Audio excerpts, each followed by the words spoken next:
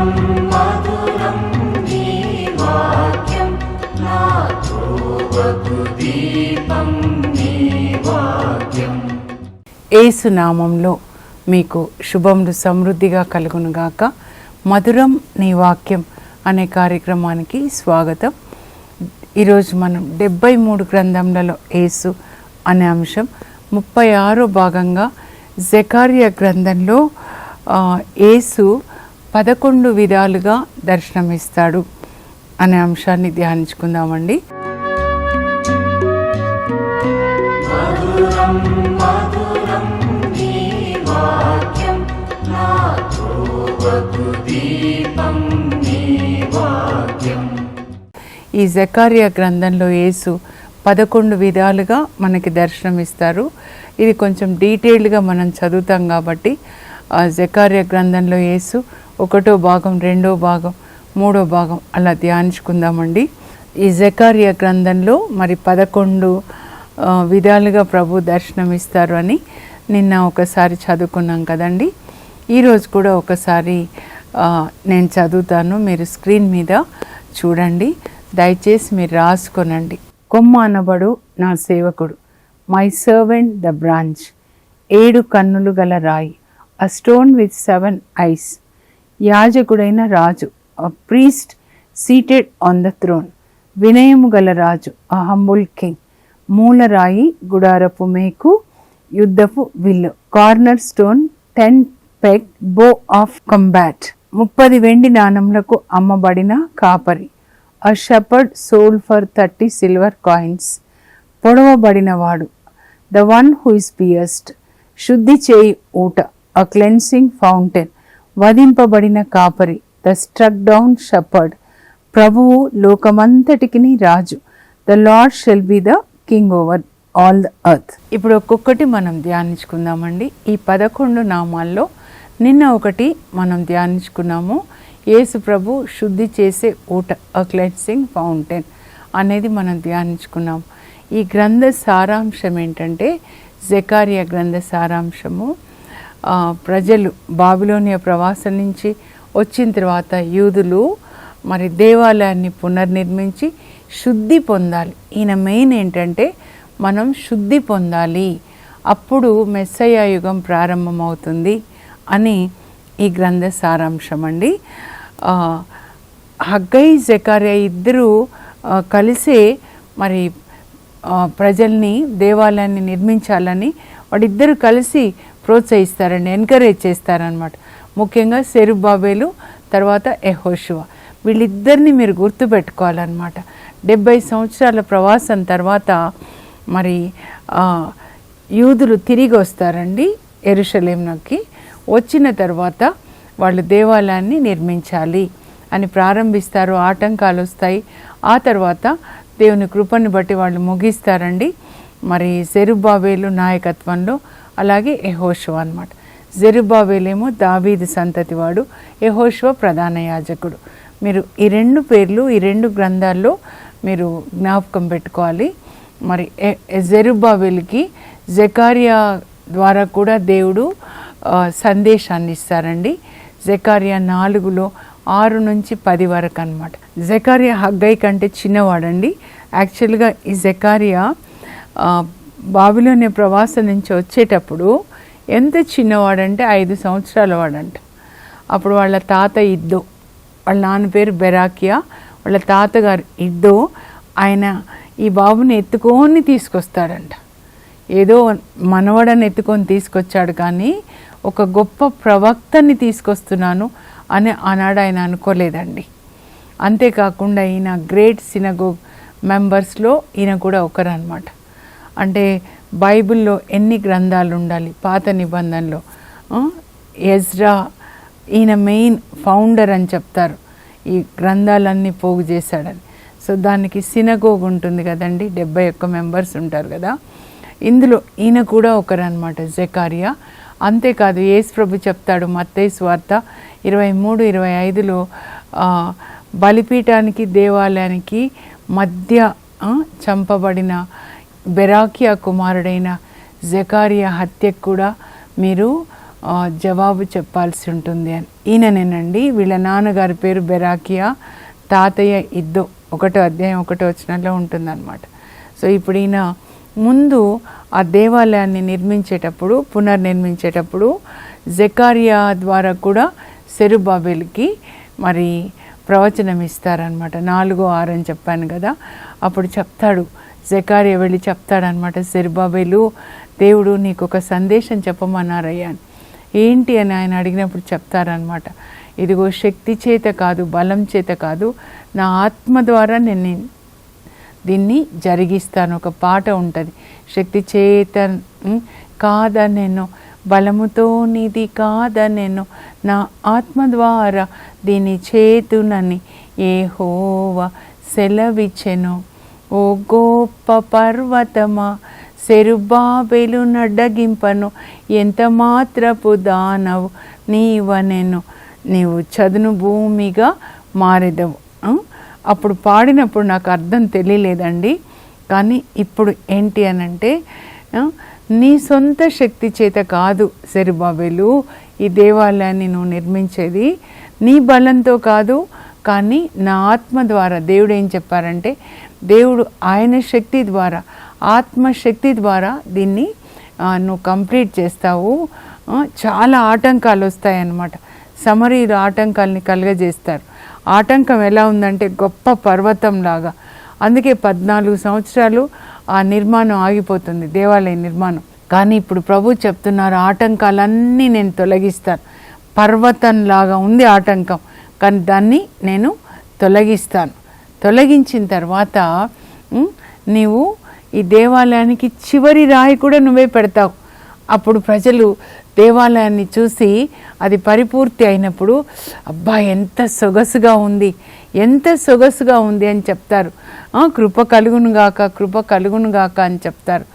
సెరుబాబెలు ఆ ప్రవాసం నుంచి వచ్చిన తర్వాత దేవాలయానికి పునాది రాయి నువ్వే పెట్టావు కదా, చివరి రాయి కూడా నువ్వే పెడతావు అంటయ్యా ప్రభు చెప్తా ఉన్నారు. ఎప్పుడైతే నీవు దేవాలయానికి చివరి రాయి పెడతావో అప్పుడు ప్రజలు ఎంత సొగసుగా ఉంది అంటారు. అప్పుడు నా సందేశం ఇది నాది కాదు, ఇది సర్వశక్తిమంతుడైన దేవుని యొక్క వాక్కు అని నువ్వు జ్ఞాపకం చేసుకుంటావు అని చెప్పినప్పుడు, encouraging message from God, prophecy from God. ఆయనకి చాలా ఉత్సాహం అన్నమాట. ఆయనతో ఉన్న యెహోషువ కూడా చక్కాచక్కా పని చేస్తారండి. ప్రజలందరూ కలిసి, వాళ్ళిద్దరే కాదు, ప్రజలు కోఆపరేట్ చేస్తారు. ప్రజలు దేవుని మాట విన్నారు. సెరుబాబెలు, యెహోషువ ప్రజలు అన్నమాట. కనుక ఆ దేవాలయం పరిపూర్తి అయిపోయి వాళ్ళు మరి దాన్ని ప్రతిష్టాపన చేస్తారనమాట. ఇది దిస్ ఈజ్ అబౌట్ జెరుబాబెల్ దేవాలయం అన్నమాట. ఇప్పుడు ఇక్కడ జెకర్యా గ్రంథంలో 2 భాగాలని చెప్పాను కదండి. మొదటి భాగం 1వ అధ్యాయం నుంచి 8 వరకు క్రీస్తుపూర్వం 520లో అనమాట. హగ్గైతో పాటు ఈయన కూడా ప్రవచిస్తాడు. తర్వాత 2వ భాగము 40 సంవత్సరాల తర్వాత 9వ అధ్యాయం నుంచి 14 వరకు. ఇలా మొదటి భాగం ప్రవచించేటప్పుడు ఈ అబ్బాయి, చిన్న అబ్బాయి, యవనస్తుడు, 22 సంవత్సరాలు ఉండొచ్చు. మరి 40 years తర్వాత అంటే 62 సంవత్సరాలప్పుడు 2వ భాగం. ఈ 2వ భాగంలో ముఖ్యంగా ఏముంటాయంటే యేసు ప్రభు యొక్క 2 రాకడలు ఉంటాయండి 2వ భాగంలో. ఆ తర్వాత మొదటి భాగంలో 8 దర్శనాలు ఉంటాయండి. ఈ గ్రంథంలో 8 దర్శనాలు అన్నమాట. అందులో 5 ఓదార్చేవిగా ఉంటాయి, ప్రభు మీ మధ్యలో ఉంటాడు అని. ఇంకో 3 తీర్పు తీర్చేవిగా ఉంటాయి. తర్వాత 4 సందేశాలు ఉంటాయి, చాలా ముఖ్యమైనవండి. అవి మనం ప్రత్యేకంగా ధ్యానించుకుందాము. ఈ దర్శనాలు కూడా మనం ధ్యానించుకుందాము. అయితే ముందుగా ఇప్పుడు మనము ఆ టైటిల్స్, యేసు ప్రభు యొక్క 11 నామములు లేదా ఆయన 11 విధాలుగా మనకి దర్శనం ఇస్తాడనమాట. ఇప్పుడు 3వ అధ్యాయానికి వచ్చేద్దామండి. ప్రభుదూత, ముందు ఏమనుంది అక్కడ, ప్రభుదూత. ఇంగ్లీష్లో అయితే the angel of the lord అనమాట. ఇప్పుడు ఇంగ్లీష్ బైబిల్లో ఎక్కడైనా angel of the lord A capital letter బ్లాక్లో ఉంటే అర్థం ఏంటంటే, ఏంజిల్ ఆఫ్ ద లార్డ్ అంటే ఆయన యేసుక్రీస్తు అయినా అయి ఉంటారు, లేక పరిశుద్ధాత్మ దేవుడు అన్నమాట. దానియేలు గ్రంథం 3లో 49లో అగ్నిగుండంలో దానియేలు స్నేహితులు ఉన్నప్పుడు ప్రభు దూత ఆ ముగ్గురు నరులున్న మంటల్లోనికి అగ్నిగుండంలోనికి వచ్చి వాళ్ళని ప్రక్కకి నెట్టేసి అక్కడ చల్లని గాలి విసిరేలాగా చేశాడు. ప్రభు దూత అని అంటున్నారనమాట. అంటే ఇక్కడ యేసు ప్రభు, దానియేలు గ్రంథంలో ఎలాగో ఇక్కడ కూడా యేసు ప్రభు అనమాట. మండుచున్న పొద అంటే పరిశుద్ధాత్మ దేవుడు అనమాట. అక్కడ కూడా ప్రభు దేవదూత అని ఉంటుంది. ఇక్కడ మన దగ్గర అయితే దూత అన్నారు, దేవదూత అన్నారు, కానీ యాక్చువల్గా అయితే ప్రభు దూత అండి. ఇంకో ట్రాన్స్లేషన్లో అలా ఉంటుంది. ఇంగ్లీష్లో అయితే angel of the lord, A capital అనమాట. అంటే మీరు ఎట్లా చదువుకోవాలంటే యేసు ప్రభు అని చదువుకోండి. ఈ దర్శనం నేను మీకు మ్యాప్ ద్వారా చూపిస్తాను. జెకర్యా గ్రంథంలో జెకర్యా 8 దర్శనాల్ని చూస్తాడండి. మొదటిది గొంజి చెట్ల నడుమ మనుషుడు, రెండవది 4 కొమ్ములు, మూడవది లంబసూత్రంతో నరుడు, నాలుగవది ప్రభుదూత యెహోషువను శుద్ధి చేయుట. ఇదే మన టాపిక్ ఈరోజు.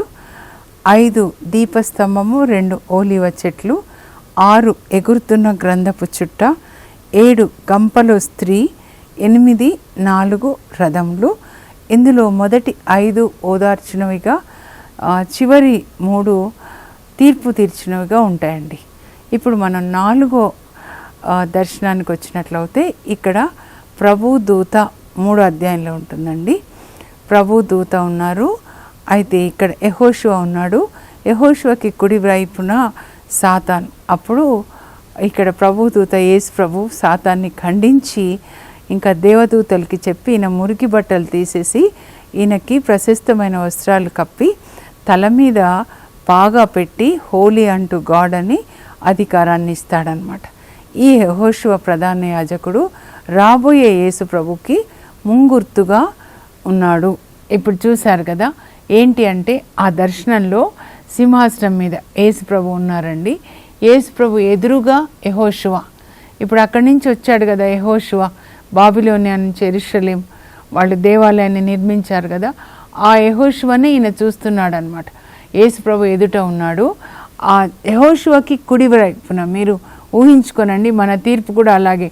యేసు ప్రభు సింహాసనం మీద ఉంటే ఆయన ఎదురుగా మనం నిలబడతాం. ఆయనకి ఇప్పుడు ఇక్కడ మాత్రం యెహోషువకి కుడి ప్రక్కన ఎవరు ఉన్నారనంటే సాతాను ఉన్నాడనమాట. ఉండి యెహోషువ మీద నేరాలు మోపుతా ఉన్నాడు. ఈ సాతాను పేరు, ఒక్క పేరు ఏంటంటే నిందించేవాడు అనమాట, అక్యూజర్. ప్రకటన 12:10లో కూడా ఉంటుంది. దేవుని ఎదుట మనల్ని ఎప్పుడు నిందిస్తూ ఉంటాడని. అప్పుడు నిందించడం మొదలు పెడతాడనమాట. ఈయన పాపాలు ఇవి, ఈయన నువ్వు ఎట్లా యాజకుడిని చేశావు, ప్రధాన యాజకుడిని చేశావు. కానీ యేసు ప్రభు ఏమంటున్నారంటే, ఇదిగో సాతాను, ప్రభు నిన్ను ఖండించునుగాక, యెరూషలేమును ప్రేమతో చూసే దేవుడు నిన్ను ఖండించునుగాక. ఈ నరుడు నిప్పు నుండి తీసిన కర్రలాగా ఉన్నాడు. మన కొరకు కూడా అలాగే యేసు ప్రభు వాదిస్తాడండి, సాతాన్ని ఖండిస్తాడనమాట. అప్పుడు సాతాన్ని ఖండించి అప్పుడు యేసు ప్రభు ఏమంటున్నారంటే, ఆయన దగ్గర ఉన్నటువంటి సేవకులు అంటే వీళ్ళు దేవదూతలు. ఇప్పుడు వీళ్ళు దేవదూతలు. దేవదూతలకు ఏం ఆజ్ఞాపిస్తున్నాడంటే, యెహోషువను చూపించి ఈయన మురికి బట్టలు తీసేసేయండి, పాపపు వస్త్రాలు తొలగించి ఆయనకి శ్రేష్టమైన ప్రశస్తమైన వస్త్రాలు మీరు కప్పండి అంటున్నారనమాట. మంచి వస్త్రాలని కప్పండి అని చెప్తున్నారు. అప్పుడు దేవదూతలు మరి ఈ యెహోషువ యొక్క మురికి బట్టలు అంతా తీసేసి, పాపపు వస్త్రాలు తీసేసి మంచి ప్రశస్తమైన వస్త్రాల్ని కట్టబెడతారండి. అప్పుడు మళ్ళీ ఇప్పుడు యేసు ప్రభు ఆయనతో ఏం మాట్లాడుతున్నారంటే, ఇదిగో చూడు, నేను ఇప్పుడు నీ పాపాన్ని తొలగించాను కదా, ఇప్పుడు నీవు నీతి వస్త్రాల్ని ధరించి ఉన్నావు, మేలి వస్త్రాన్ని నువ్వు ధరించి ఉన్నావు కదా, ఇప్పుడు నీవు నా ఆజ్ఞలు పాటించి నేను చెప్పిన విధంగా జీవిస్తే నేను నీకు నా దేవాలయం మీద అధికారాన్ని ఇస్తాను, నీకు అధికారాన్ని ఇస్తాను. అలాగే నా సన్నిధిలో ఉన్న ఈ దేవదూతల ప్రార్థన ఆలకించినట్లే నీ ప్రార్థన కూడా ఆలకిస్తాను అని చెప్పి ఇంకా ఏం చెప్తాడంటే దేవదూతలకి ఆయన తల మీద తలపాగా పెట్టండి. మీరు ఇప్పుడు నిర్గమకాండంలో చూస్తే మోషేకి దేవుడు చెప్తారు అహరోన్ తల మీద తలపాగా పెట్టాలి. నిర్గమ 39:30 అండి. ఆ తలపాగా మీద ఏమని రాయబడి ఉంటుందంటే హోలీ అంటూ గాడ్, అంటే దేవునికి సమర్పింపబడిన పరిశుద్ధమైన పాత్ర అన్నమాట ఆ తలపాగా అండి. తలపాగా అంటే అది బిషప్స్ తండ్రుల తల మీద మనం చూస్తాం కదా. మనందరికీ కూడా మనల్ని శుద్ధి చేసిన తర్వాత దేవుడు ఏం చేస్తారంటే మన మీద తలపాగాని పెడతారనమాట. అప్పుడు ఏమని రాస్తారంటే ఇక్కడ హోలీ అంటూ గాడ్, దేవునికి అర్పించబడిన పరిశుద్ధమైన పాత్ర, లోకం నుంచి వేరు చేయబడిన పాత్ర. God is honouring priesthood here అనమాట. మనందరం కూడా ప్రీస్ట్లు అండి. మనకి ఆయన యాజకులనుగా మనల్ని చేసి ఆయన మనల్ని గౌరవిస్తున్నాడు అనమాట. 1 పేతురు 2:9 మనందరం కూడా we are royal priesthood, holy nation, God's own people, we are called to proclaim the mighty deeds of the Lord. మనం వేరు చేయబడ్డాము ఈ లోకం నుంచి దేవుని యొక్క రాజరికపు యాజకులుగా, యాజక రాజ్యంగా ఉండడానికి, దేవుని యొక్క పరిశుద్ధమైన కార్యాల్ని ప్రకటించడానికి, అద్భుత కార్యాల్ని ప్రకటించడానికి అన్నమాట. అందుకే మీరు ప్రకటన గ్రంథం 5, 9, 10 అక్కడ పాట పాడుతూ ఉన్నారనమాట. యేసుక్రీస్తుని గురించి వాళ్ళు గ్రంథాన్ని తండ్రి నుంచి ఆయన తీసుకున్నప్పుడు 24 పెద్దలు, 4 జీవులు అందరూ సాగిలపడి పాట పాడుతున్నారు. నువ్వు యోగ్యుడవు ఆ ముద్రలు పగలగొట్టడానికి, నీవు నీ రక్తమిచ్చి ప్రతి తెగ నుండి ప్రజల్ని కొన్నావు. ఈ కొన్న వాళ్ళని నీ దేవునికి ఒక యాజక రాజ్యంగా చేస్తున్నావు. ఇప్పుడు మనల్ని ఆయన ఇదే చేస్తాడండి. ఆయన మనల్ని శుద్ధి చేసే ఊట అన్నమాట. మన పాపాలన్నీ కూడా కడిగేసి మురికి బట్టలు తీసేసి, ఇక్కడ కూడా అంతే. ఇక్కడ ప్రభువు దూతగా ఉన్నాడు 3వ అధ్యాయంలో యేసు ప్రభు 1 నుంచి 9 వరకు అన్నమాట. ప్రభు దూతగా ఏం చేస్తున్నారు యేసు ప్రభు అంటే మన మురికి వస్త్రాలు తీసేసి, తప్పిపోయిన కుమారుడు చూడండి అలాగే మురికి వస్త్రాలు తీసేసి మేలైన వస్త్రాలు కట్టి, అంత మాత్రమే కాదు తలపాగా పెట్టి దేవునికి అర్పించబడిన బిడ్డ, హోలీ అంటూ గాడ్, దేవుని యొక్క యాజకుడు, రాజరికపు యాజక రాజ్యం వీళ్ళు అనమాట. Kingdom of priests for God's purpose, God's mission అన్నమాట. అట్లా అని చెప్పి ఇంకా ఏం మాట్లాడుతున్నారు యేసు ప్రభు తెలుసా? నీవు రాబో యాజకులకి సూచనగా, అంటే ఇక్కడ దేవునిలాగా కూడా తీసుకోవాలన్నమాట. నేను కొమ్మ అనే నరుని ఇక్కడికి పంపిస్తాను అని. అంటే ఈ యాజకులందరూ కూడా, ఇంకా యేసు ప్రభు రాలేదు కదండి, ఇది 520 క్రీస్తుపూర్వం, అంటే ఇంకా ప్రభు రావడానికి 520 సంవత్సరాలు ఉంది కదా. సో మీరు యాజకులైన మీరు రాబోయే శుభములకు సూచనగా, అంటే రాబో యాజకుడు వస్తున్నాడు పరలోకం నుంచి, యేసు ప్రభుకి సూచనగా ఉన్నారు. ఆయనలాగా పరిశుద్ధంగా, ఆయనలాగా దేవుని చిత్తం, ఆయనలాగా జీవించాలి, ఆయనకి ముంగుర్తుగా మీరున్నారు అని చెప్తున్నారనమాట. అందుకే నెక్స్ట్ అందులోనే మనం చూస్తామండి, కొమ్మ అనబడే నరుడు అనమాట. కొమ్మ అనే నరుడు అంటే ఈ యెహోషువ, మనమే యెహోషువని మనకి సాదృశ్యంగా మనం తీసుకోవాలన్నమాట. బైబిల్ చదివేటప్పుడు ఈ మెస్సయ్య, రాబోయే మెస్సయ్య యేసు ప్రభు మనల్ని శుద్ధి చేస్తాడు ఆయన రక్తంతో, ఆయన వాక్యంతో అన్నమాట. అది ఆ తర్వాత 3వ టైటిల్ ఏంటంటే 7 కన్నులు కలిగిన రాయి అన్నమాట. యేసు ప్రభు 7 కన్నులు కలిగిన రాయి అంటే కరెక్ట్గా 7 కన్నులు అని కాదండి. అంటే 7 అంటే పరిపూర్ణమైన సంఖ్య అన్నమాట.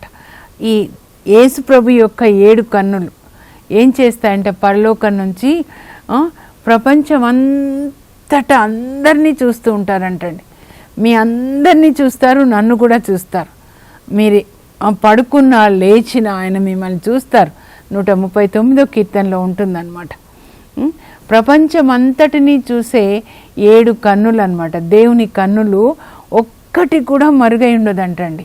ప్రతి ఒక్కరూ ఏం చేస్తారో అన్నీ దేవుడు చూస్తున్నారన్నమాట. మీరు ఎక్కడైనా ఉండండి, పగలు రాత్రి, లైట్ ఉండని లైట్ లేకపోని, చీకటి ఆయనకి చీకటి కాజాలదండి. మనకి చీకటి కానీ దేవునికి అది చీకటి కాజాలదన్నమాట. 2వ దినచర్యలు 16:9 అక్కడ హనాని ప్రవక్త అన్నమాట ఆస రాజుతో చెప్తున్నాడు. ఆయన ఒక తెలివి తక్కువ పని చేసినప్పుడు, ఇదిగో దేవుని యొక్క కన్నులు నీతిమంతుల మీద, ఆయన మీద ఆధారపడిన వాళ్ళ మీద ఎల్లప్పుడూ ఉంటాయి. వాళ్ళకి బలం ఇవ్వడానికి, సాయం చేయడానికి ఎల్లప్పుడూ దేవుని కన్నులు ఇలా చూస్తూ ఉంటాయంట. మీరు ఎప్పుడైనా సీఎం వెనుక, గవర్నర్ వెనకాల ఉన్న సెక్యూరిటీ చూస్తే వాళ్ళు ఇలా ఇలా చూస్తుంటారు. దేవుడు కూడా ఇలా చూస్తాడంట. తన బిడ్డలు, ప్రత్యేకమైన బిడ్డలు, దానియేలు సింహాల బోన్లో వేయాలని కుట్ర జరిగినప్పుడు అక్కడ దూతను పంపించేశాడనమాట. ఆయన స్నేహితుడిని అగ్నిగుండంలో వేసినప్పుడు అక్కడ యేసు ప్రభువే వెళ్ళారనమాట. అలా ఎప్పుడు కూడా ఆయన కన్నులు చూస్తూ ఉంటాయండి, నిన్ను నన్ను చూస్తాయన్నమాట. డాన్ బోస్కో వాళ్ళ మమ్మీ చిన్నప్పుడు, మమ్మ మార్గరెట్ గారు పిల్లలకి చెప్తూ ఉండేదంట, పిల్లలు జాగ్రత్త, దేవుడు మిమ్మల్ని ఎప్పుడు చూస్తారు, మీరు ఏదన్నా పని చేసినా అబద్ధం చెప్పినా జాగ్రత్త అని.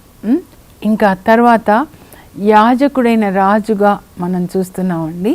యేసు ప్రభు యాజకుడు, ఆ తర్వాత యేసు ప్రభు రాజు కూడా. ఆయన ఇప్పుడు 2వ మారు రాజుగా వస్తారండి. మొదటి మారు మనిషిగా వచ్చారు, ప్రజలు అతన్ని సిలువ వేశారు. ఈసారి రాజులకు రాజుగా, ప్రభువులకు ప్రభువుగా ఆయన వస్తాడు. ప్రకటన 19:16 ఉంటుంది. ఆయన తెల్లని గుర్రం మీద వస్తాడనమాట.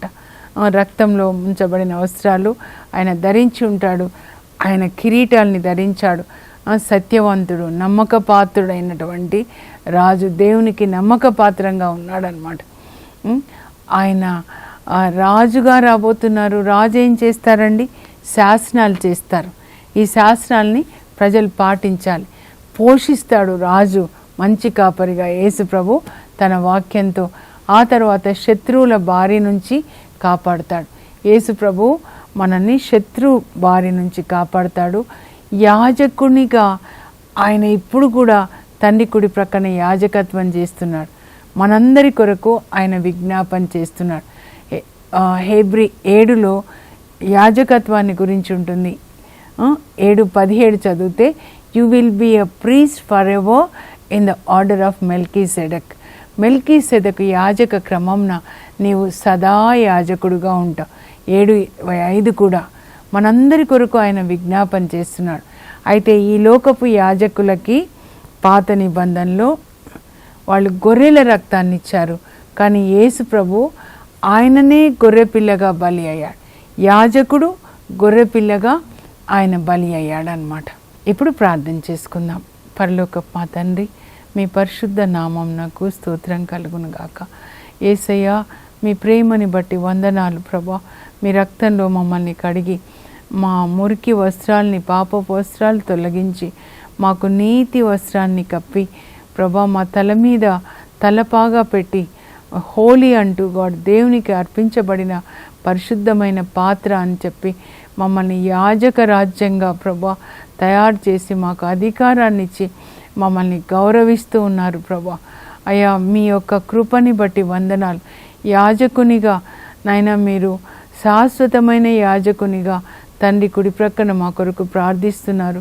మీరు ఇప్పుడు రాజుగా రాబోతున్నారు ప్రభా. అప్పుడు కూడా మీరు రాజుగా శాసనాలు చేశారు. సర్వలోకానికి మీరు రాజు ప్రభా. మీ శాసనాలు, మీరు బోధించిన దాన్ని మేము పాటించడానికి మాకు సాయం చేయండి. రాజుగా శత్రువుల నుంచి మమ్మల్ని కాపాడండి. రాజుగా మమ్మల్ని పోషించండి ప్రభా. మా ఆత్మని, మా శరీరాల్ని కూడా పోషించండి. యేసు పరిశుద్ధ నామంలో అడుగుచున్నాం తండ్రి, ఆమేన్. యేసు ప్రభు మనల్ని రాజుగా పోషిస్తాడండి. మనకి శాసనాలు చేశాడు, మనం పాటించాలి. అలాగే శత్రు బారి నుంచి మనల్ని కాపాడతారు. మన కొరకు నిత్యము పరలోకంలో యాజకునిగా, శాశ్వతమైన యాజకునిగా మన కొరకు విజ్ఞాపన చేస్తూ ఉన్నారు.